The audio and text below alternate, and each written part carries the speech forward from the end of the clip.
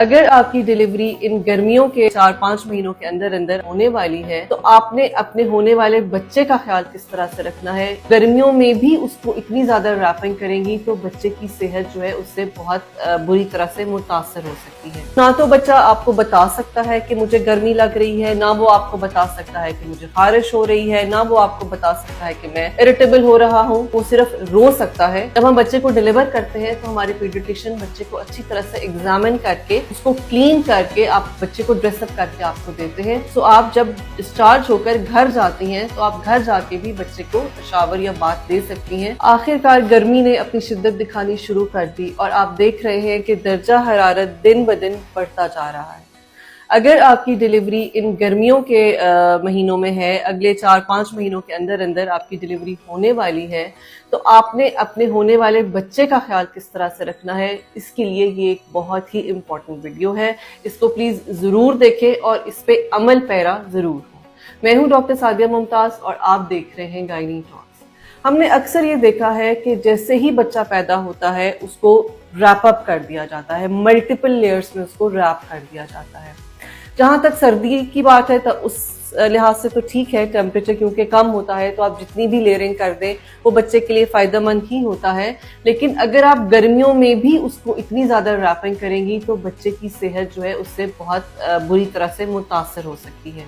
ये एक बहुत बड़ी मिथ है कि बच्चे को किसी भी किस्म की हवा जो है वो नहीं लगने देनी चाहिए, वरना बच्चे को फौरन निमोनिया हो जाता है। हमें हर तरह से टेम्परेचर का जो है ख्याल वो जरूर रखना चाहिए। बच्चे जैसे ही डिलीवर होते हैं तो फौरन से वो अपनी बॉडी का जो दर्जा हरारत है वो मेंटेन नहीं कर सकते।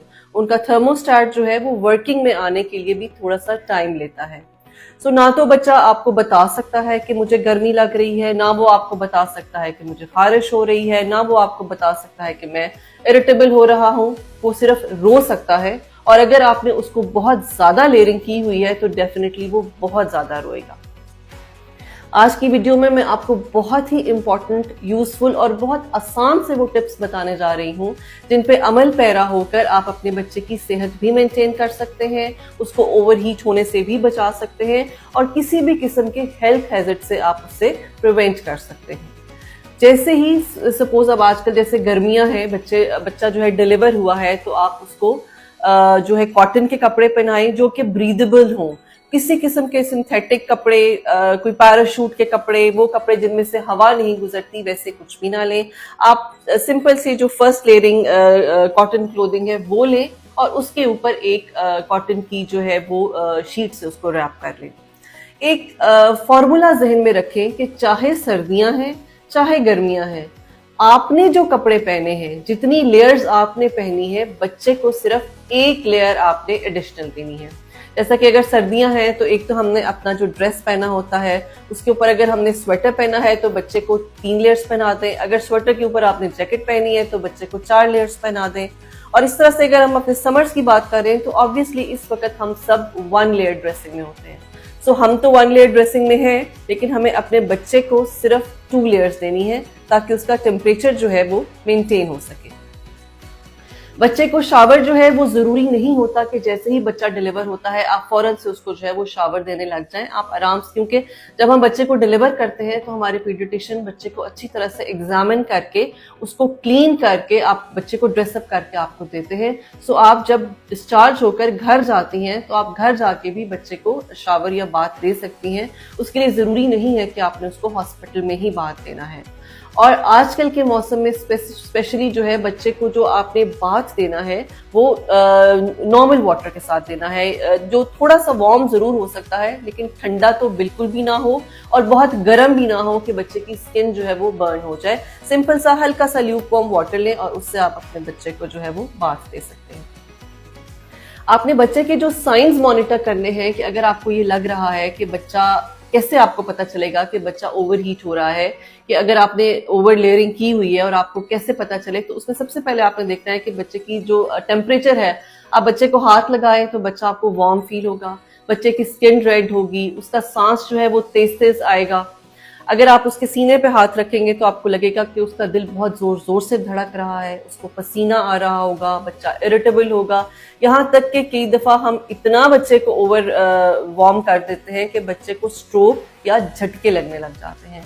सो इस स्टेज से पहले पहले की ये जो 3-4 सिम्टम्स हैं जो मैंने आपको बताए हैं, प्लीज इन पे जरूर ध्यान दें।